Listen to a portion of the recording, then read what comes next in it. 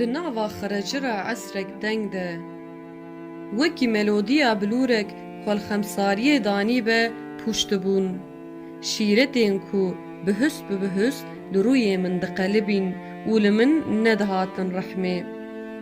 Qulingên bi baweşîna niviştên nêçirvanan roja koça xwe şaş kiribûn, bi nikulên xwe xebiroşkên di tûrikê dayikên kitanspî de ji min re birê dikirin.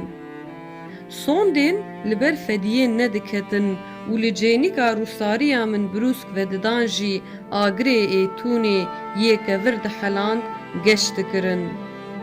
Li deriyekî bêqufle digeriyam, da ku cangiraniya min ji sibeha şerûdan re biba tiberg.